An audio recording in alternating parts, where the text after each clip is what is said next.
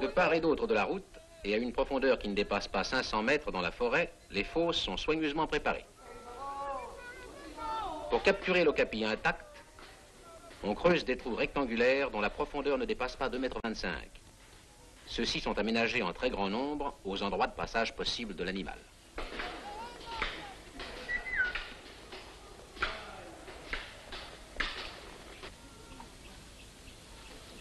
Pour éviter que l'ocapi ne se casse les membres dans sa chute, les fosses sont remplies à mi-profondeur de feuillage sec récolté dans la forêt.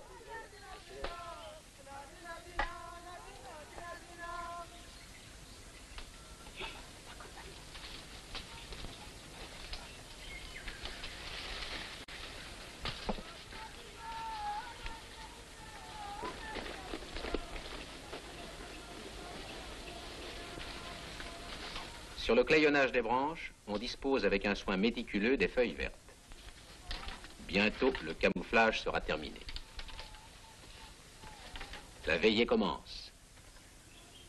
Du haut des grands arbres, les guetteurs surveillent les alentours. Car la capture des okapis ne comporte ni battue, ni déploiement de chasseurs.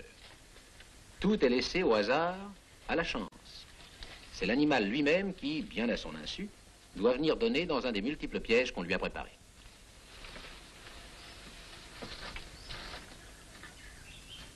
Il ne reste qu'à prendre patience.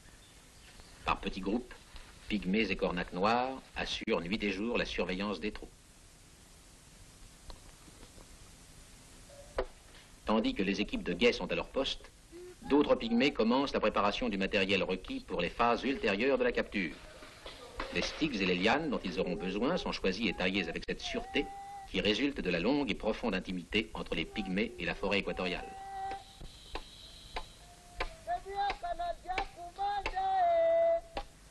L'attente se prolonge, mais la tension ne se relâche pas un instant.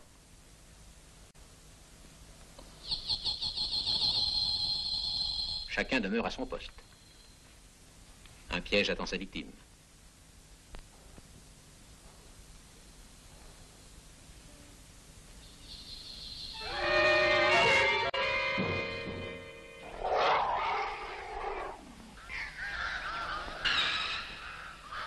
La deuxième phase de la capture va commencer.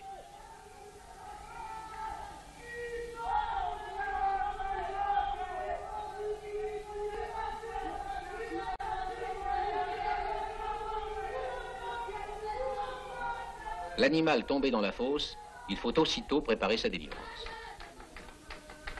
Les pygmées vont édifier au moyen de grands sticks un premier enclos. On pourrait se demander pourquoi on ne lisse pas purement et simplement l'ocapi de son piège pour le transporter à dos d'homme dans une cage à travers la forêt jusqu'à sa future résidence. L'expérience a prouvé que l'animal, ligoté ou bousculé, se débat à tel point qu'il s'inflige à lui-même des blessures fatales. Aussi, son acheminement fait-il l'objet de grands soins.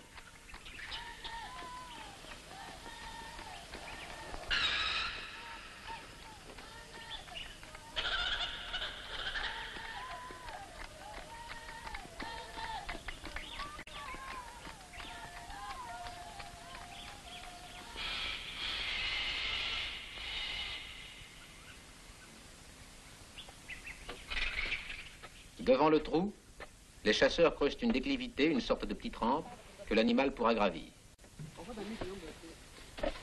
Même dans ce travail, les hommes évitent d'effaroucher inutilement l'ocapi. La paroi de terre qui sépare le trou de la rampe n'est enlevée qu'au terme de l'opération.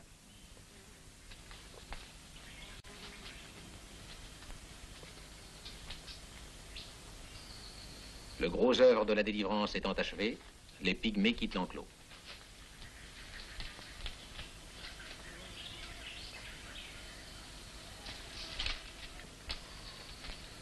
Premier pas dans une liberté encore fort restreinte et qui, si elle va s'élargissant, n'en restera pas moins et à tout jamais illusoire.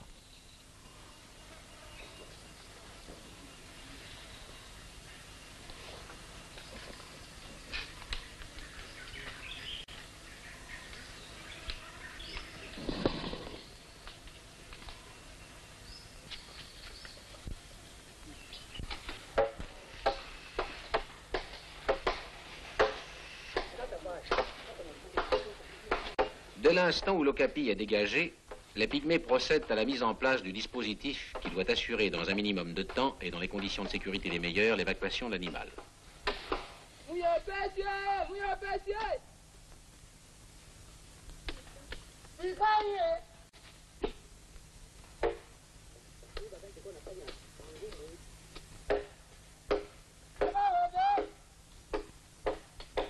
Aujourd'hui et dans les jours à venir, les chasseurs vont aménager à travers la grande forêt un couloir fait de sticks.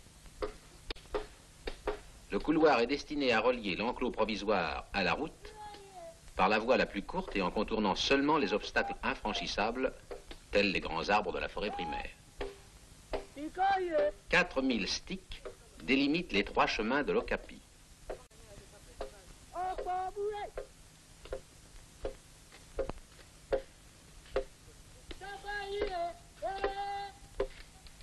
Pendant 8 jours, ce travail se poursuit sans discontinuer. Il faut consolider le couloir au moyen de traverses et de lianes que ces petits hommes au visage éveillé nouent avec une dextérité comparable à celle des meilleurs arrimeurs et marins.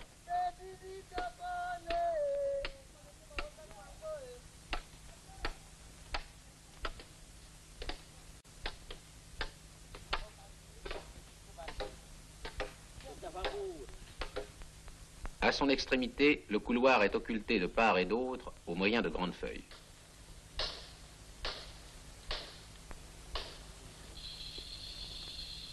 L'officier de chasse dirige lui-même les opérations.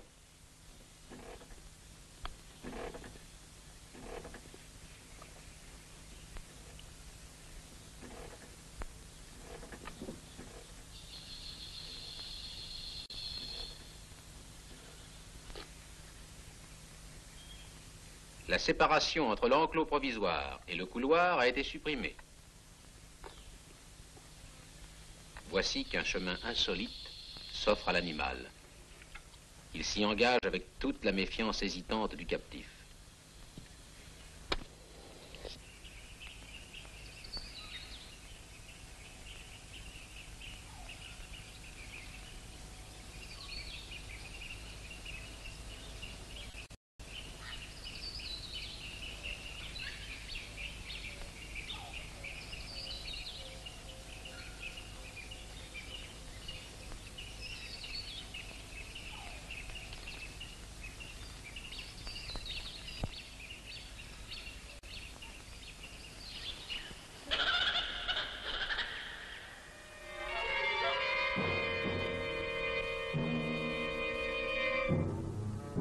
Cette opération si longue, qui a requis tant d'efforts et de patience, arrive heureusement à son terme.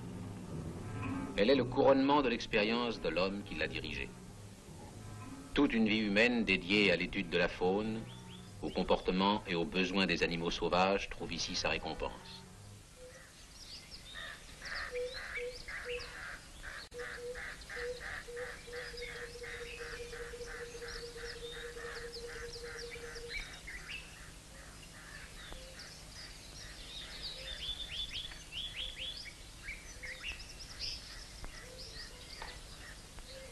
Voici l'ocapi arrivé à destination.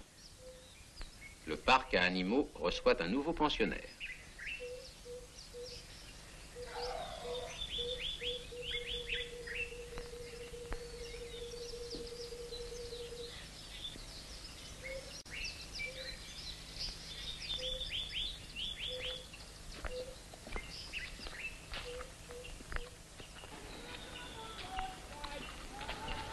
Peu à peu, le nouveau venu va s'habituer à la présence de ses frères et de ses sœurs de race, à la présence de l'homme. L'homme qui veille sur le bien-être de l'animal, lui procurant la variété de fourrages forestiers frais dont il a besoin.